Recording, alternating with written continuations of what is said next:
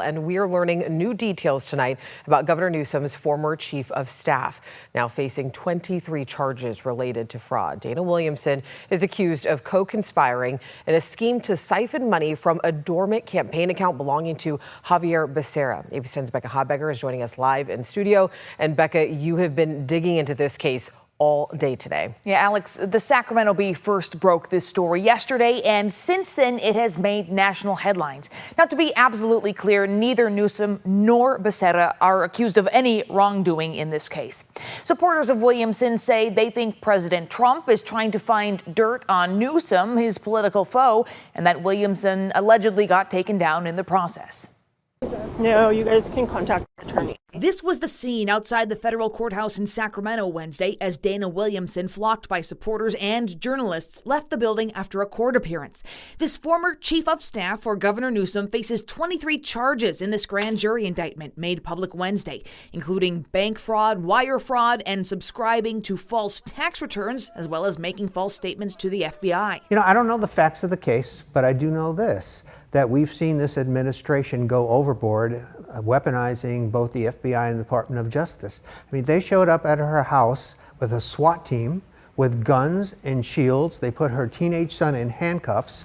I mean, this is not normal behavior for the Department of Justice or FBI for white-collar allegations. And I think they're trying to squeeze her and other people to get back at Governor Newsom. Longtime Sacramento-based Democratic strategist and political consultant Steve Maviglio considers Williamson a friend. Dana's a very close friend, but she's also a colleague. I worked with her for a couple governors and also in the private sector. He says he believes his friend, who has pleaded not guilty to the indictment. A grand jury accuses her and co-conspirators of orchestrating a scheme to steal approximately $225,000 from a dormant campaign account of former Health Secretary Xavier Becerra. That's California's former Attorney General, who was serving at the time as U.S. Health and Human Services Secretary under then-President Biden. Court documents say this spanned February of 2022 through September of 2024. Williamson served as Newsom's chief of staff for about 2 years, leaving in November of 2024. Alleged co-conspirators include Becerra's former chief of staff, Sean McCluskie, and registered lobbyist Greg Campbell. Both men took plea agreements and are due in court Friday. The indictment says Williamson claimed more than $1 million in business deductions on her taxes for what were actually personal expenses that included private jet travel, stays at luxury hotels, home decor, and designer handbags. As someone who knew Dana for many years, who worked with her, did not have a particularly good relationship with her, full disclosure, this is not surprising to me at all. Gil Duran used to work with Williamson. In an interview Wednesday with CNN's Alex Michelson, he called her a bully and power-hungry. This was how she operated, like a mafia boss, and now she's being treated like a mafia boss. The only reason Dana Williamson acted the way she did for so many years, and what led to this situation, was that she felt she could act with impunity. Both Newsom and Becerra have issued statements distancing themselves from Williamson, but pointing to the importance of the justice process playing out fairly.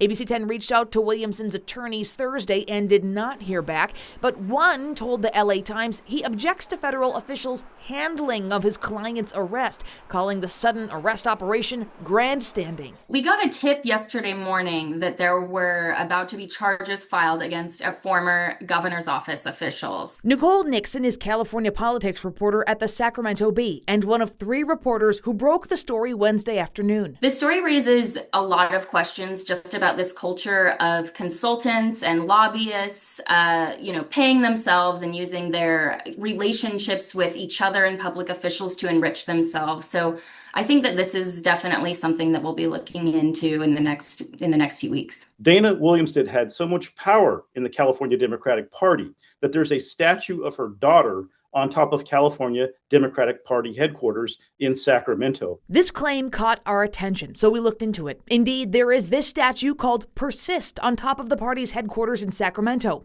It was installed in 2017, shortly after this similar statue called Fearless appeared in New York City, staring down the bull on Wall Street.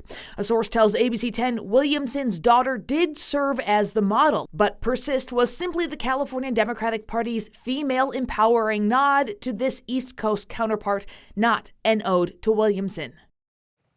I reached out today to both the California Democratic Party and GOP. Neither opted to comment for this story, which we will continue to follow. Alex. All right, Becca, thank you. And the federal indictment lists 4 other co-conspirators that Becca just mentioned. One of them is Sean McCluskie, a longtime aide to former health secretary and gubernatorial candidate Xavier Becerra. The indictment alleges that Dana Williamson developed a plan with McCluskie to siphon money from one of Becerra's dormant state campaign accounts. McCluskie signed a plea agreement on October 30th, admitting to 1 count of conspiracy to commit bank fraud and then wire fraud. That's according to court filings. Lobbyist Greg Campbell also signed a plea deal. He admitted to 1 count of conspiracy to commit bank fraud and wire fraud and 1 count of conspiracy to defraud the United States. Alexis Podesta, another co-conspirator, is a well-known Sacramento Democratic political consultant who serves on the State Compensation Insurance Fund. Campaign finance records show a total of $18,000 from the dormant Becerra account to Podesta Company between 2023 and 2024. Podesta is not facing charges and is cooperating with federal investigators.